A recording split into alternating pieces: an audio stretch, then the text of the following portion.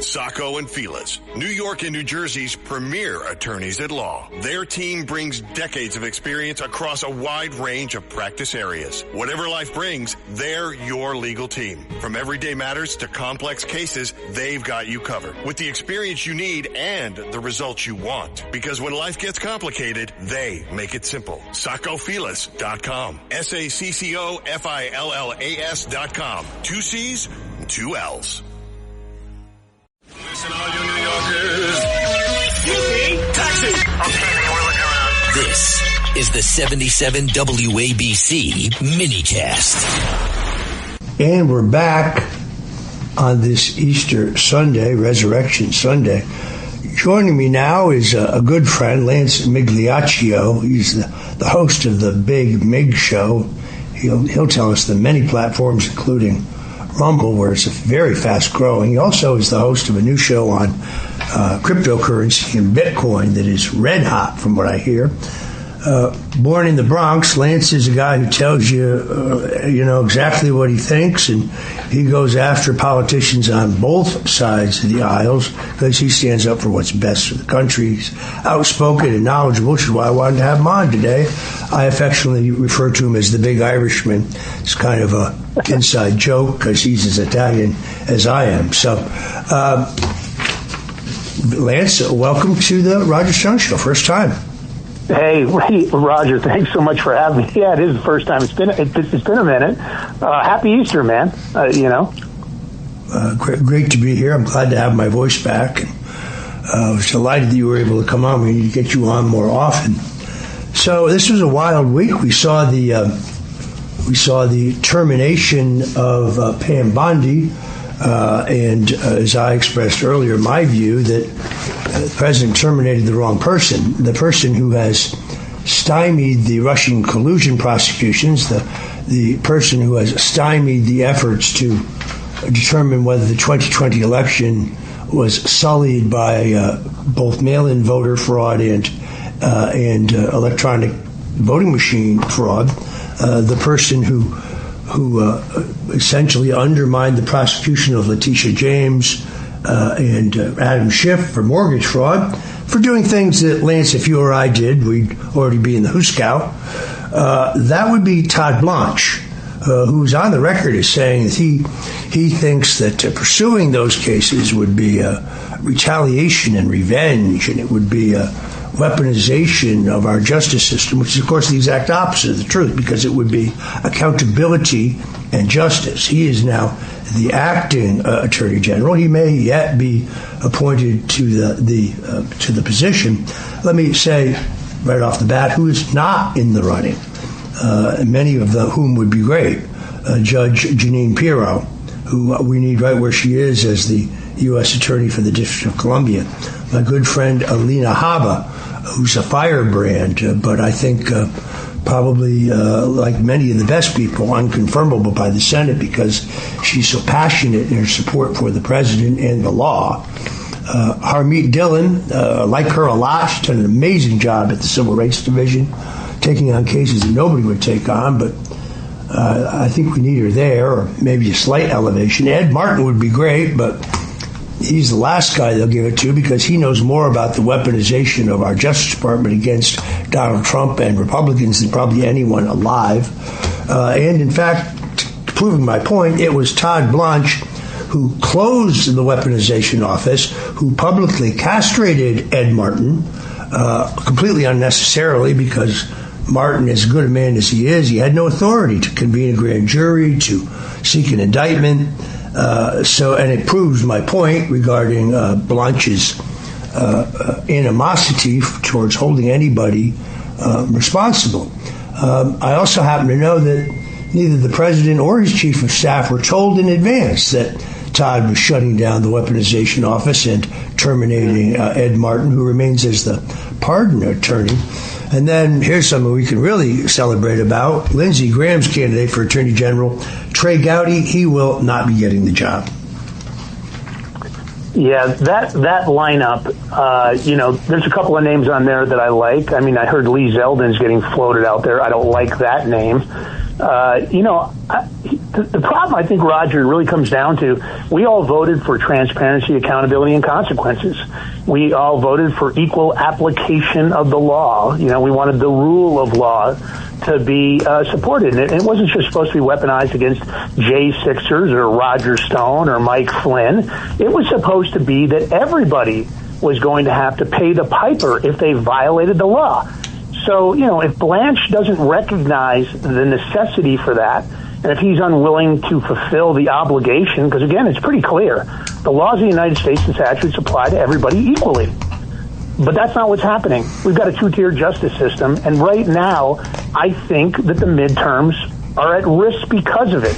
There are plenty of operations, the Dirty 51+8, the Russian collusion hoax, the Seth Rich laptop, questions of that, Hillary Clinton, Barack Obama. I mean, listen, the list goes on and on and on. And I'd be beating a dead horse here with you. The situation for me is I want arrests and I don't want excuses. And I don't want an AG. And I don't know what the situation was with Pam Bondi. I don't know who is holding her back.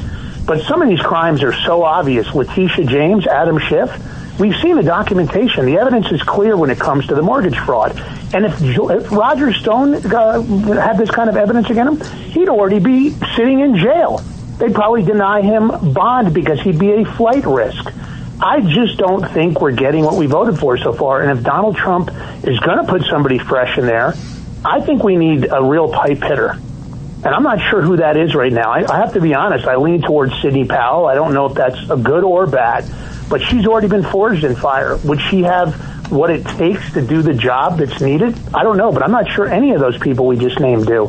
Honestly, Roger, I want to see somebody in there that's going to go for the jugular. Well, the interesting name that has been floated and would solve a political problem for the president is the Ken Paxton, the Attorney General of Texas. He's a very good man, a hardline supporter of the president, and he is right now seems to be pulling away in the runoff for the U.S. Senate, where he's challenging John Cornyn, who's a, shall we say, more establishment Republican. But I really believe, and I tried to get at this with Jeff Clark, although I really wanted him to focus on the process, whether any appointee of the president can get what I believe will be the 60 votes to get out of committee. Tom Tillis, the stain on the U.S. Senate from North Carolina, says he won't vote for anyone who will not say that January 6th was worse than Pearl Harbor and World War II. Will Todd Blanche say that? That'd be interesting to see if he gets the full-time appointment. The other big story this week, of course, was my old friend Laura Loomer got out there and said that Tulsi Gabbard would either quit or be fired. It was coming any second now. The problem was she was completely and totally wrong. And Tulsi Gabbard's done nothing to justify being fired. In fact, the current CIA director, John Radcliffe, he could have declassified the Russian collusion documents before the 2020 election. He just didn't do so.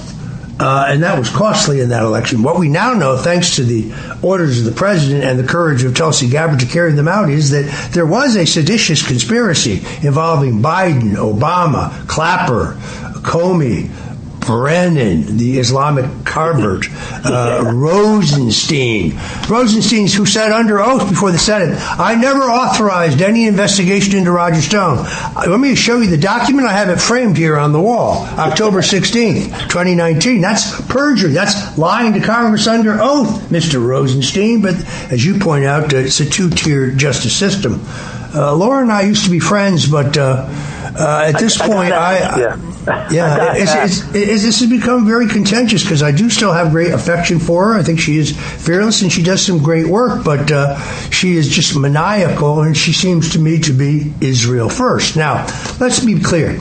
Laura Loomer knows that I oppose radical Islam as much as she does. I have been as outspoken about it. I'll give her more credit. She changed herself to the doors at I think it was Facebook or Google, and she was banned everywhere. A total ban. Although they did that to me too, going on Facebook, going on Instagram.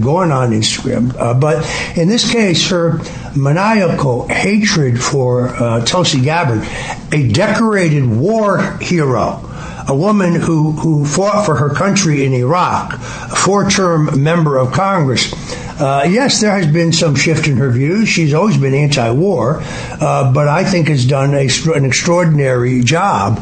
Just this week, she declassified new documents that showed that the Biden administration was shifting money into phony green energy programs that were supposed to happen in Ukraine and then moving that money to Joe Biden's reelection campaign. This is the person that Laura Loomer is so desperate to fire. So I had to call her out. I spoke to the president. I also spoke to Tulsi Gabbard, and I very quickly learned that she was either not planning to resign and there were no plans to fire her. So I'm beginning to question Laura's mental stability, to be quite honest with you. I don't question her intelligence or her tenacity, but I also know how this works. She posts for money. Now, I post opinions, but in those cases where I have a conflict, which is rare, I point out that, yes, I work for this candidate for Congress, and I think he's going to win. But I think she's made a business out of this, and I'm not saying that she works for a foreign nation. I may have no evidence of that, and if she does, she would have to report that, specifically if she's saying it in the media. But I hope she settles down, because she keeps attacking. She's attacking Donald Trump. She's attacking one of Donald Trump's very best nominees. I just wish that she would stop attacking President Trump, who expressed full confidence in Tulsi Gabbard. I'm Roger Stone, and we'll be right back with Lance Migliaccio from the Big Mig Show on the other side. And we're back talking to my good friend Lance Migliaccio of the Big Mig Show. I got a little housekeeping thing here, but you won't mind because I've been out with Lance and I know he likes to eat. His boy can eat. Every year in my family, we have a traditional Italian Easter pie, which is called pizzagane. My Aunt Marie Corbo, 91, still hanging on, in Norwalk, Connecticut. It was the one in the family who baked it. It's kind of a double-crusted, savory, traditional pie filled with cured meats, cheeses, eggs, to celebrate the end of Lent. And when I posted online that I was going to produce the recipe today, some guy said, "Hey, no, that's quiche." First of all, we're not French. And second of all, I've never seen any salami in a quiche. So once in a while, you throw some hard-boiled eggs in there. But let me just give you folks the quick recipe because they promised it. You need 4 unbaked 9-inch pie crusts divided. You need 32 ounces of ragat, as we call it, 1 cup of mozzarella, 2 eggs, and some chopped sweet and hot gabagool, or some pepperoni, or some salami. You can even put ham in there. Basically involves the dough, which is made with flour, eggs, butter, and lard, rather than pie crust. And you basically need about 3 pounds of filling. The ricotta, as I say, various cured meats and cheeses. The pie is very traditionally served cold, but essentially you bake at 375 degrees, then 350, then 325 for several hours once you have mixed all of those ingredients.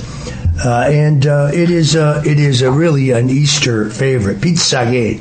Did you ever have that in your family, Lance? Yeah, I absolutely have. And for the audience, gabagool, just so everybody knows, you guys might call it capicola. Right. You can always tell when someone's not really Italian when they say, "Oh, I'll have a capicola sandwich," right? Exactly. That is the dead giveaway. Now, this is a little distinct from the a previous Italian ancestor, pizzina, which originates from the Campania area of Italy. They use bread dough with lard, whereas pizzagane uses a flakier pie crust. But I'm going to post the ingredients online, the actual recipe online. You'll find it on X. I'll tell you where you won't find it. Facebook, because I'm still banned for life. Instagram, where I'm still banned for life. Or YouTube, where I'm still banned for life. I am, after all, the most dangerous man in the country. Lance, tell us about your new crypto and Bitcoin show, because This is very interesting to me.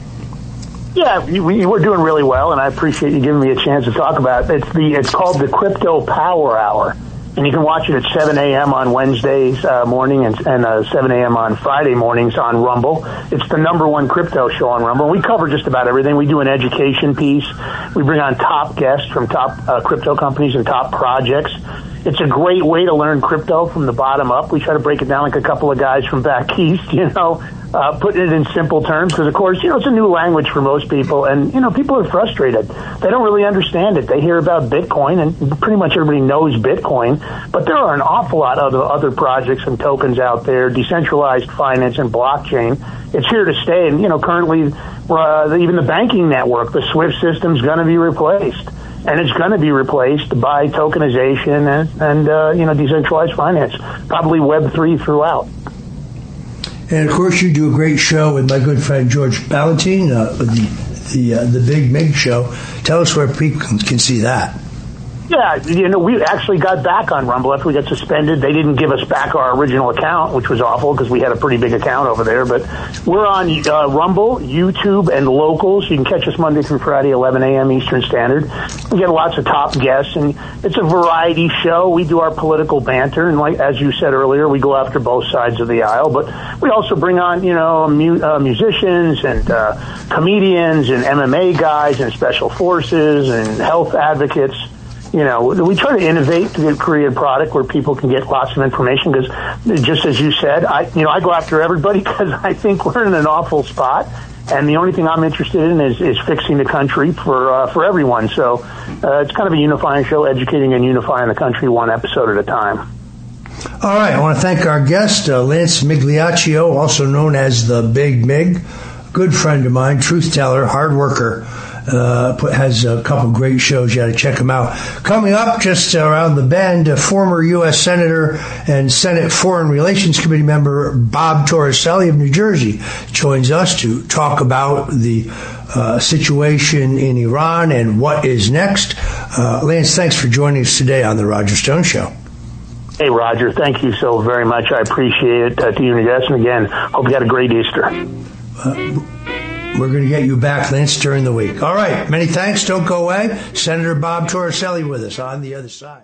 This is Roger Stone for American Sovereign Bullion. Since 2020, the U.S. dollar has lost over 20% of its purchasing power. Meanwhile, gold continues to rise. Call 844-272-2428 or go to asbgold.com now to get your free gold and silver guide and learn how to protect your wealth with physical gold and silver delivered to your door or held in a gold IRA today. So go to asbgold.com now. Don't wait for the markets to drop. That's asbgold.com.